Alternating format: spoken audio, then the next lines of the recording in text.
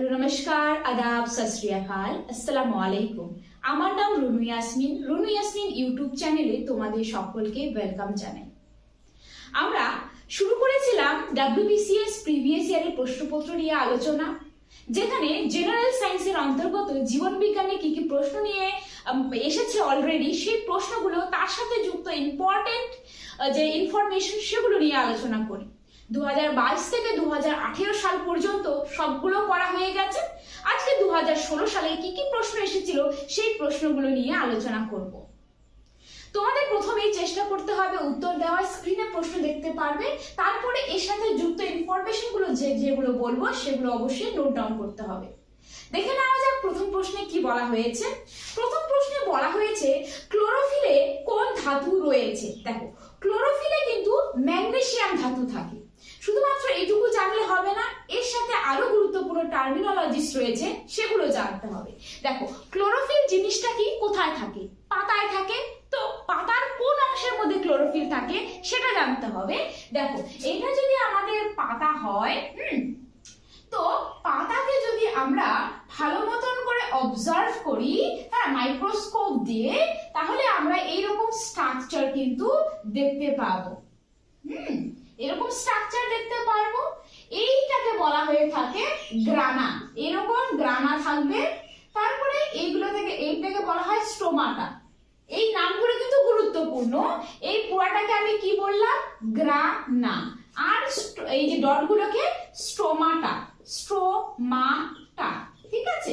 আর এই গ্রানার অন্তর্গত এই যে প্লেটের মতো থাকছে, এই এক একটা প্লেটকে কি বলা হয়?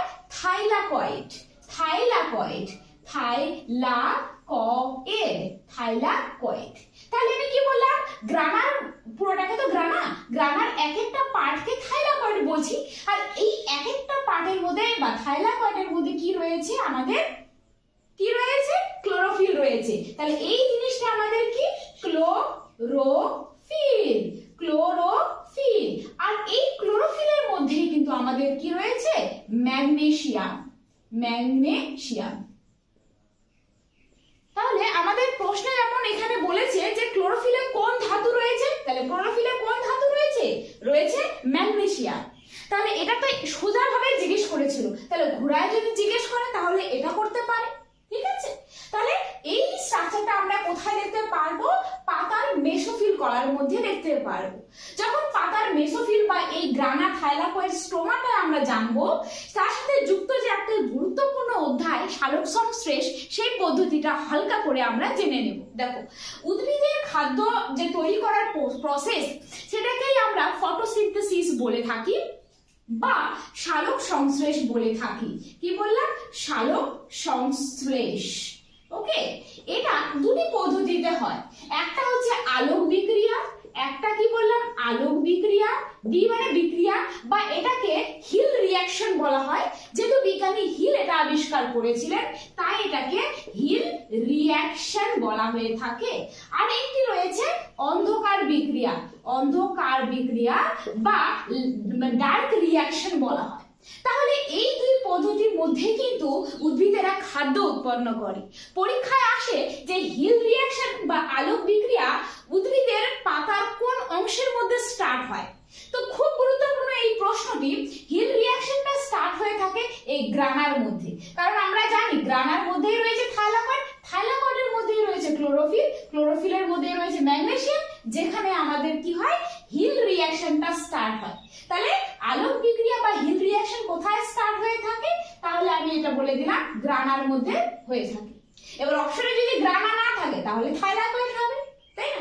এবার যদি বলে অন্ধকার বিক্রিয়াটি কোথায় স্টার্ট হয়, তাহলে এই যে ডটগুলো দিয়েছিলাম স্টোমাটা, সেই স্টোমাটার মধ্যে কিন্তু অন্ধকার বিক্রিয়া কিন্তু স্টার্ট হয়। এবার এই আলোক বিক্রিয়া যখন স্টার্ট হবে, অ্যাজ এ স্টার্টার হিসাবে আমাদের কি দরকার? সানলাইট। কথার মধ্যে উত্তর আলোক বিক্রিয়া, তার মানে আলো দরকার হবে। কি দরকার হবে? সানলাইট দরকার হয়ে থাকে, ঠিক আছে। কিন্তু অন্ধকার দশায় যখন বিক্রিয়াটি হবে অ্যাজ এ স্টার্টার হিসাবে, তখন কি দরকার হয়? NADPH2 প্লাস অক্সিজেনের দরকার হয়ে থাকে অ্যাজ এ স্টার্টার। এবং এর ফলে যে আমাদের ফাইনাল প্রোডাক্ট উৎপন্ন হয় সেটা হচ্ছে C6H12 O6 আর বাই প্রোডাক্ট হিসাবে অক্সিজেন উৎপন্ন হয়ে থাকে। তো সালোকসংশ্লেষ প্রক্রিয়ায় বাই প্রোডাক্ট হিসাবে কি উৎপন্ন হয়? অক্সিজেন উৎপন্ন হয়। এটা বহুবার পরীক্ষায় এসেছে। তারপরে তাহলে আমি কি বললাম, আলোক বিক্রিয়া, অন্ধকার বিক্রিয়া, স্টার্টার হিসাবে আমাদের কি কি দরকার হয় সেটা জেনে ফেললাম। আরেকটি প্রশ্ন যে সালোকসংশ্লেষ রাতের বেলা হয় না, কেন হয় না? কারণ সালোকসংশ্লেষ পদ্ধতি মানে পদ্ধতিতে খাদ্য তৈরি করার জন্য প্রথমেই যে পদ্ধতিটা আসে সেটা আলোক বিক্রিয়া। তো রাতের বেলা তো আলো থাকে না, তাই এটা আলোক বিক্রিয়াটা হয় না। আর অন্ধকার বিক্রিয়াটাও হয় না, কেন? কারণ অন্ধকার বিক্রিয়া তৈরি করার জন্য স্টার্টার হিসাবে NaDPH2+ অক্সিজেন দরকার হয়, যেটা আলোর বিক্রিয়া ছাড়া উৎপন্ন সম্ভব নয়। সেজন্য রাতের বেলা কিন্তু সালোক সংশ্লেষটা হয় না। তাহলে এই কয়টা কিন্তু সালোক সংশ্লেষের পয়েন্ট অফ ভিউ থেকে জানতে হবে।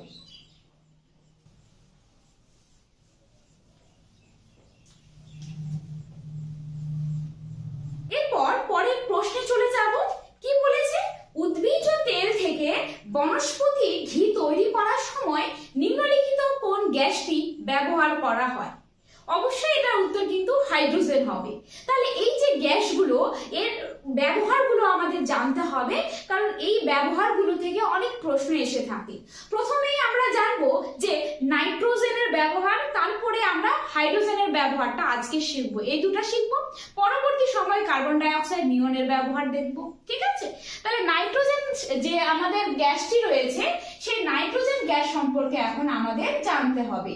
এই যে নাইট্রোজেন, বায়ুমণ্ডলের মধ্যে সবথেকে বেশি পরিমাণে যে গ্যাসটি পাওয়া যায় সেটি নাইট্রোজেন, অ্যাপ্রক্স 78 বা 78.06% কিন্তু অবস্থান করে নাইট্রোজেন। আর আমাদের যে অ্যানিমালস যতগুলো রয়েছে বা আমরা রয়েছি, তাদের যে আমাদের মলগুলো সেটা কিন্তু নাইট্রোজেনিয়াস হয়ে থাকে। ঠিক আছে? তো এটা কিন্তু জানতে হবে। এবার এই যে নাইট্রোজেন, এই নাইট্রোজেনটা উদ্ভিদেরা কিন্তু সরাসরি গ্রহণ করতে পারে না। এর জন্য আমাদের নাইট্রোজেন ফিক্সেশন পদ্ধতিতে নাইট্রেট উৎপন্ন করে কিন্তু উদ্ভিদেরা গ্রহণ করতে পারে। আরেকটি প্রশ্ন এসেছিল, নাইট্রোজেন কি মানুষের শরীরে ঘুলনশীল?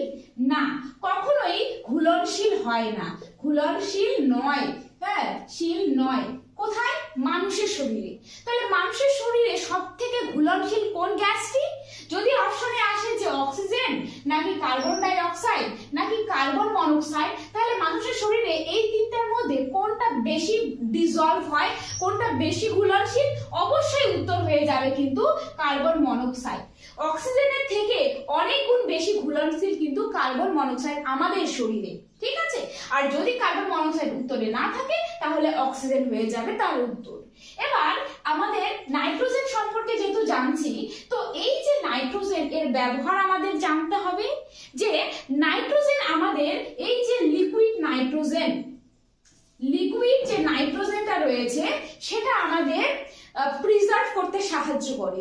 বিভিন্ন রকমের ডেড বডিজ বা পোলেন গ্রেন, স্পাম ওভা, এগুলো সংরক্ষণ করার জন্য লিকুইড নাইট্রোজেন ব্যবহার করা হয়। কেন?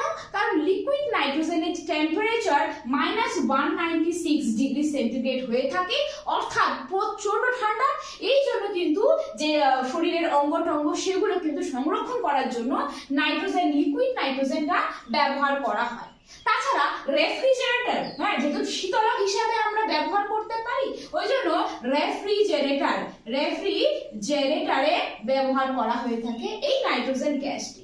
তাছাড়াও নাইট্রোজেন গ্যাসটি আরেকটি আমরা ব্যবহার সচরাচর লক্ষ্য করি যে চিপসের প্যাকেটের মধ্যে চিপস থাকে কয়টা, কিন্তু হাওয়া দিয়ে পরিপূর্ণ থাকে। তো এই হাওয়াটা কোথাকার? এই হাওয়াটা কিন্তু নাইট্রোজেন। তাহলে আমি কি বললাম? চিপসের যে প্যাকেট, হ্যাঁ, সেই প্যাকেটের মধ্যে যে হাওয়াটা থাকে সেটা নাইট্রোজেন যুক্ত, মানে সেটা নাইট্রোজেন থাকে। ওকে, নাইট্রোজেন গ্যাসটা থাকে। তা না হলে কিন্তু চিপসটা কি হতো, মানে ময়েস্ট ক্যাপচার করতো, সেই জন্য কিন্তু এই নাইট্রোজেন গ্যাসটা থাকে। তাছাড়া গাড়ির যে টায়ার গুলো থাকে না, সেই টায়ারের মধ্যেও কিন্তু নাইট্রোজেন গ্যাস থাকে। তো এই জিনিসটা কিন্তু নাইট্রোজেন সম্পর্কে জানলাম। এবার আমরা জানবো হচ্ছে হাইড্রোজেনের ব্যবহার সম্পর্কে। দেখো, হাইড্রোজেনের যে মলিকিউলস রয়েছে, এর সঙ্গে একটি অক্সিজেনের মলিকিউলস তৈরি হয়ে গেলে আমাদের জল তৈরি হয়। ঠিক তেমনি H2O2 যেটা মার্কস পদ্ধতিতে আবিষ্কার করেছিলেন, তো এই জিনিসটাকে কি বলা? Hydrogen peroxide. এটা গুরুত্বপূর্ণ কিন্তু, হ্যাঁ, হাইড্রোজেন পার অক্সাইড, হাইড্রোজেন পার অক্সাইড। এই হাইড্রোজেন পার অক্সাইডের ব্যবহার আসে পরীক্ষায় প্রচুর প্রচুর গুরুত্বপূর্ণ। আসলে আমাদের হাইড্রোজেন পার অক্সাইডের অনেক ব্যবহার রয়েছে, তার মধ্যে একটি হচ্ছে পেইন্টিং পরিষ্কার করার জন্য।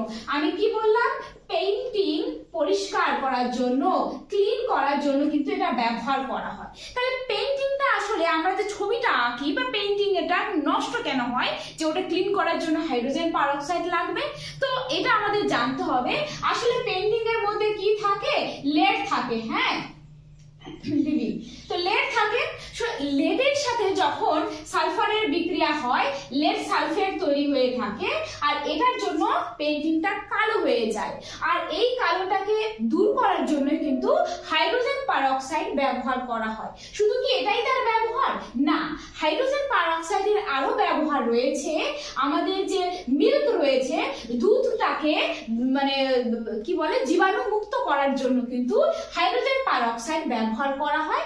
তাছাড়া বিভিন্ন রকমের যে জুসগুলো রয়েছে বা ওয়াইন রয়েছে, হ্যাঁ, দারুগুলো, সেগুলোকে জীবাণুমুক্ত এবং লং লাস্টিং করার জন্য কিন্তু হাইড্রোজেন পার অক্সাইডটা ব্যবহার করা হয়ে থাকে। ঠিক আছে, তো এই কয়টি ব্যবহার কিন্তু হাইড্রোজেন পার অক্সাইডের খুব গুরুত্বপূর্ণ। আর লিকুইড হাইড্রোজেন, যেটা আমরা জানি, লিকুইড হাইড্রোজেন, এটা কিন্তু খুব খুব ভালো একটা সোর্স। এটা হচ্ছে আমাদের প্রপিলেন্ট হিসাবে ব্যবহার করা হয়। এখন প্রপিলেন্ট কি জিনিস? প্রপিলেন্ট হচ্ছে এরোপ্লেনের মধ্যে যে ফিউলটা ব্যবহার করা হয়, সেটাকে মানে যে সায়েন্টিফিক টার্মে কিন্তু প্রপিলেন্ট বলা হয়। তো সেই প্রপিলেন্ট বানানোর জন্য লিকুইড হাইড্রোজেনটা ব্যবহার করা হয়। তাহলে আমি কি বললাম? প্রপিলেন্ট। ওকে, তাহলে এই কয়টি ব্যবহার হাইড্রোজেন এবং নাইট্রোজেনের অবশ্যই জানা দরকার। তাহলে প্রশ্নটি ছিল আমাদের কি, যে বনস্পতি ঘি উৎপন্ন করার জন্য কোন গ্যাসটি ব্যবহার করা হয়? তাহলে সেটাও কিন্তু হাইড্রোজেন হবে। ঠিক আছে, নেক্সট আমাদের পরের প্রশ্নে বলেছে, কার্সিনোমা নামক ক্যান্সারের উৎপত্তি হয় যে কলাটি থেকে, সেটি কি? দেখো, কার্সিনোজেনিক মানে ক্যান্সার উৎপন্ন যে করে, তো কার্সিনোমা নামক যে ক্যান্সার উৎপত্তি হয় সেই কলাটি কোথায়, মানে থেকে, কোথা থেকে জানা যায়? সেটা অবশ্যই আবরণী কলা। এখন এই যে কলা, আবরণী কলা রয়েছে, তারপরে আরো অনেক ধরনের কলা রয়েছে, সেগুলো সম্পর্কে আমরা জানবো। আসলে এই জিনিসটা, এই যে আমি বললাম কলা, এটাকে ইংরেজিতে কি বলা হয়? টিস্যু। টিস্যু।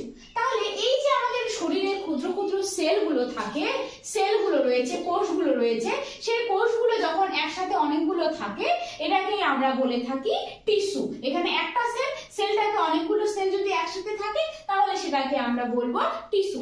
এই টিস্যু থেকে পরবর্তীকালে বডি অর্গান, তারপরে বডি সৃষ্টি হয়, তাই না? তো এই যে টিস্যু বা সেল, টিস্যু বা কলা, সেগুলো কিন্তু অনেক ধরনের হয়। 4 ধরনের সাধারণত হয়ে থাকে। একটা হচ্ছে আমাদের আবরণী কলা বা এপিথেলিয়াল টিস্যু। আমি বাংলাটা লিখছি এখানে, আবরণী কলা। ঠিক আছে, বা এপিথেলিয়াল টিস্যু, ইংরেজিটাও কিন্তু জানতে হবে। ঠিক আছে, এবার তারপরে আরো কি রয়েছে? রয়েছে নিউরাল টিস্যু বা স্নায়ু কলা। নিউরাল টিস্যু বা স্নায়ু কলা, নিউরাল টিস্যু বা স্নায়ু কলা। তারপরে রয়েছে আমাদের যোগ কলা বা কানেকটিভ টিস্যু। কি বললাম? যোগ কলা বা কানেকটিভ টিস্যু। আরেকটি যেটা রয়েছে সেটা হচ্ছে আমাদের পেশি কলা। হ্যাঁ, পেশি, মাসেলস কি হয় তাই জানি। আরেকটি রয়েছে সেটা হচ্ছে পেশি কলা, পেশির মধ্যে যেগুলো, পেশি কলা। তাহলে এই 4টি আমাদের কিন্তু কলা বা টিস্যুস রয়েছে। যদি বলে আমাদের শরীরে মোস্ট অ্যাবান্ডেন্ট কোন টিস্যুটি থাকে সবথেকে বেশি পরিমাণে, আমাদের কিন্তু আবরণী কলা থাকে সবথেকে বেশি পরিমাণে। আবরণী কথার অর্থই হচ্ছে আবরণ সৃষ্টি করে, অর্থাৎ আমাদের শরীরে যত আবরণগুলো রয়েছে, যেমন স্কিন বলো, প্লুরা মেমব্রেন বলো, পেরিকার্ডিয়াম বলো, বিভিন্ন রকমের যে আমাদের ডাক্টগুলো রয়েছে, বা আমাদের ব্লাড পাস করার জন্য যে ভেইনস গুলো রয়েছে, সেগুলোর কিন্তু আবরণ তৈরি করে থাকে এই আবরণী কলা। তো পরীক্ষায় আসে যে আমাদের স্কিন কোন কলার উদাহরণ, তাহলে এই চারটা দিবে, তাহলে উত্তর কি করতে হবে? আবরণী কলা। তাহলে আবরণী কলা কোথায় কোথায় থাকে আমি একটু লিখে দিচ্ছি, তাহলে সুবিধা হবে। আবরণী কলা কোথায় কোথায় থাকে আমি বললাম, স্কিন, আমাদের যে স্কিন সেই স্কিন আবরণী কলা। তারপরে প্লুরা মেমব্রেন যেটা রয়েছে, প্লুরা মেমব্রেন রয়েছে। তারপরে আমি আর কি বলেছিলাম, পেরিকার্ডিয়াম, পেরিকার্ডিয়াম, কার্ডিয়াম, এগুলো তো সব আবরণ। বিভিন্ন রকমের ডাক্ট গুলো রয়েছে, নালিকা যেগুলো রয়েছে, শিরা, ধমনী শিরাগুলো যে রয়েছে, সেই শিরাগুলোর যে আবরণ সৃষ্টি করে সেটা কিন্তু আবরণী কলা বা এপিথেলিয়াল টিস্যু বলা হয়। যদিও এই আবরণী কলাকে অনেকগুলো ভাগে ভাগ করা যায়। একটা রয়েছে, আমি এখানে লিখছি simple epithelial tissue, simple epithelial tissue বা সরল আবরণী কলা। আরেকটি রয়েছে কম্পাউন্ড এপিথেলিয়াল টিস্যু। ঠিক আছে, সিম্পল এপিথেলিয়াল টিস্যু আর একটা কম্পাউন্ড এপিথেলিয়াল টিস্যু।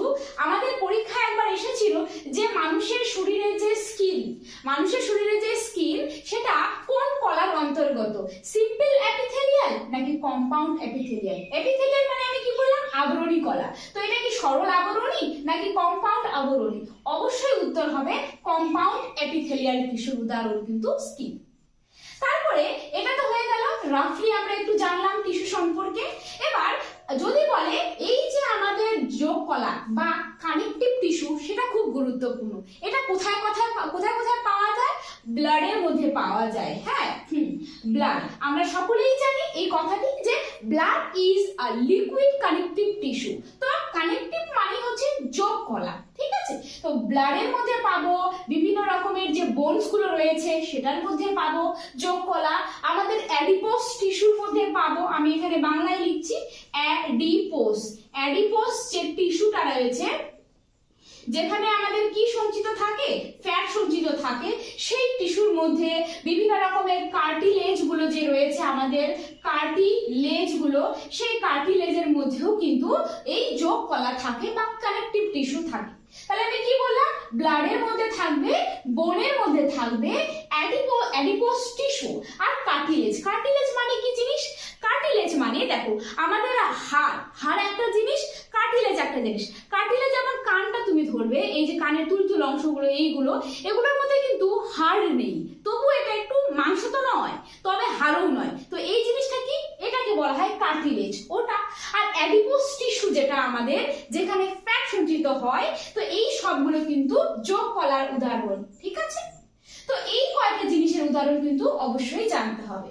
তাহলে এখানে আমাদের বলেছে যে আমাদের কার্সিনোমা নামক ক্যান্সারের যে উৎপত্তি হয় সেটি আমরা জানতে পেরে থাকি আবরণী কলা থেকে। ঠিক আছে, তাহলে উত্তর হবে আবরণী কলা। আজকে এটুকু পর্যন্তই। নেক্সট ক্লাসে আর খুব অল্প সংখ্যক প্রশ্ন রয়েছে, যেটা আমরা 2016 সালের ওটা শেষ করে ফেলবো পরবর্তী ক্লাসে। ততক্ষণ পর্যন্ত ভালো থেকো, সুস্থ থেকো, পড়াশোনা চালিয়ে যাও। কেমন লাগলো ক্লাসটি অবশ্যই জানাবে, লাইক করতে ভুলবে না। Thank you so much for watching my video.